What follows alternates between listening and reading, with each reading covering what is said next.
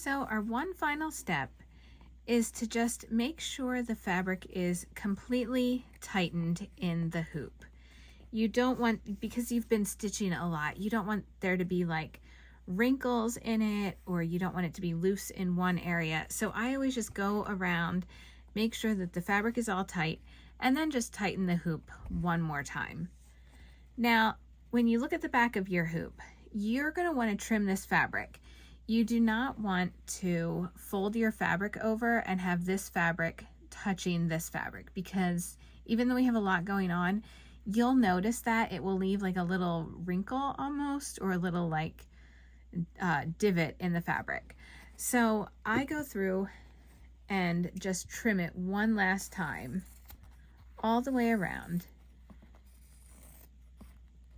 to make sure that I have the right amount. And I would say it's maybe what, half an inch all the way around.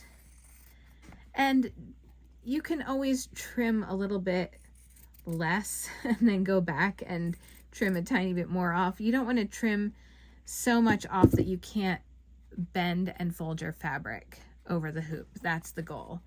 So it's just the right amount you want.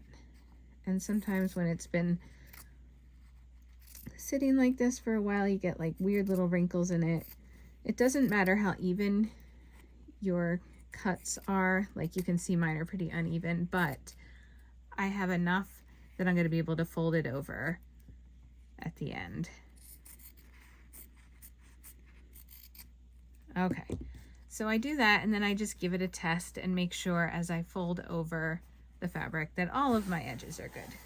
So I get rid of those little scraps. Okay, I am just using a white school glue. This is a simple way to give yourself a nice edge around the back. Let's see.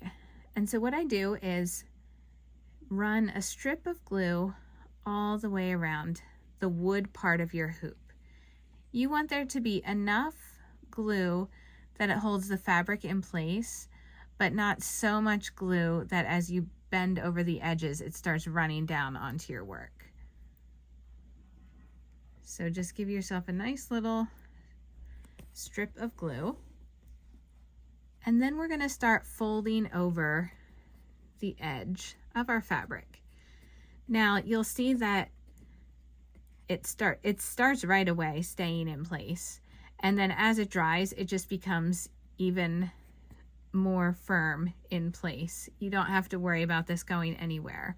So I used to use, like, I experimented with a glue gun and with kind of stitching the edges together, but I found I really liked this method best because number one, I don't have to worry about burning my fingers, and number two, it lets me see most of my stitches. And you know how long this hoop took you to stitch, and all of the stitches, all the time and effort that you put into it. I don't like to hide that and cover it up. I like to be able to see it. So I like to be able to see my work. If you're gifting it and you don't want your stitches to be seen, one thing that you can do is cut a piece of felt the size of your hoop. And I use like pinking shears, so it gives it like a zigzaggy edge. And then once you've done this step and your glue is all dry, you just kind of like press that felt into place and it stays there. The one thing to be careful of if you're doing that, if you're using a light colored fabric and you're pushing the piece of felt onto the back, there's the likelihood that you're gonna see a lot of these stitches through it. So like this jump that I've done here of this thread is okay because I was just using a thin thread to go through a few last stitches. If I were using a white fabric, I wouldn't want to do that because you would see these jumps through the front side of your fabric. So putting felt on it hides your stitches, but also there is the likelihood that you're going to see some of your stitches through it. So you just have to determine how you feel about your stitches being seen, and I think that you should be proud of them. Be proud of these hoop guts. So you see that for the most part, I might need to go and add just a tiny bit more glue to some of these areas, but just going over them a second time around, it's all staying firmly in place and it is going to dry. I let it dry overnight, and then you are good to tie a piece of ribbon through the hardware, or even just place it on a shelf with your other seasonal items, or if you like to switch up things for each season, which is what I like to do, put it with your little, you know, fall things. So that is your hoop.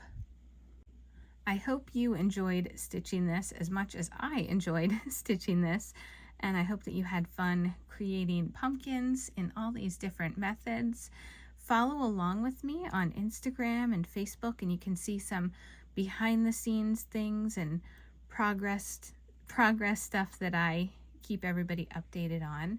Thank you so much for purchasing this class. Happy stitching!